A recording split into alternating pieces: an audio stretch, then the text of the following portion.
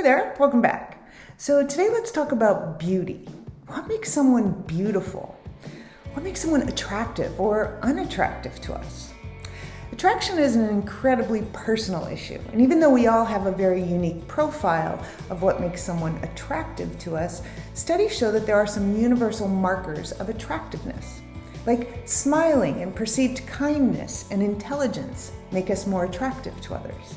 When it comes to physical features, taller men are typically viewed more attractive than shorter men, while a low waist-hip ratio is reliably found attractive in women. Some factors are harder to identify, like vocal qualities, and there are features that resemble our opposite-sex parents that make someone attractive to us, except for that only works for heterosexual attraction.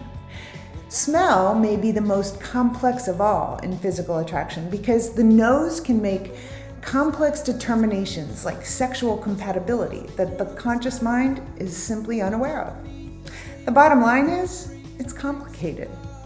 Scientists back in ancient Greece came up with something called the golden ratio of beauty 5. The golden ratio is a unique mathematical relationship.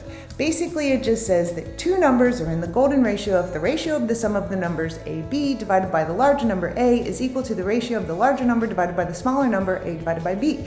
The golden ratio is about 1.618, and it's represented by the Greek letter phi. This was the equation that Da Vinci used when he was creating his Vitruvian Man in about 1490.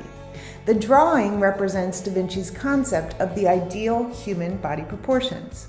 According to Da Vinci's accompanying text, if you open your legs enough so that your head is lowered by 1/14 of your height, and you raise your hands enough so that your extended fingers touch the line of the top of your head, the center of the extended limbs will be the navel, and the space between the legs will be an equilateral triangle. And a whole bunch of other interesting factoids. But we have learned something from many clever experimental designs, and that is that we rate faces that are more symmetrical as more attractive than those with less symmetry. Dr. Julian DeSalvo, who runs the Center for Advanced Facial Cosmetic and Plastic Surgery in London, conducted one of those clever experiments using computer mapping technology on some of the world's most famous faces. He wanted to scientifically figure out who was the best looking bloke in the planet.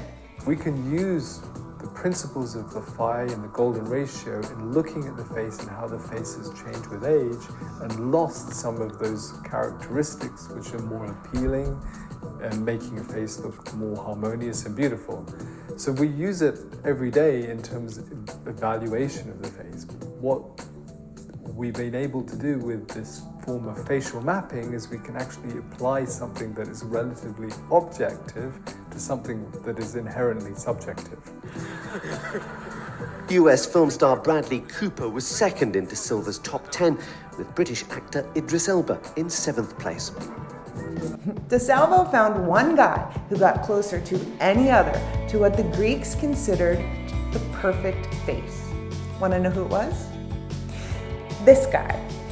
George Clooney has a near perfect ratio of nose to lip dimension of 99.6%, and his chin and eye spacing are almost perfect as well.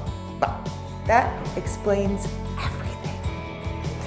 Want to learn how the brain works and how to make it work better? Check out my book, Happier Hour with Einstein, and the full color companion gratitude journal, available now on Amazon.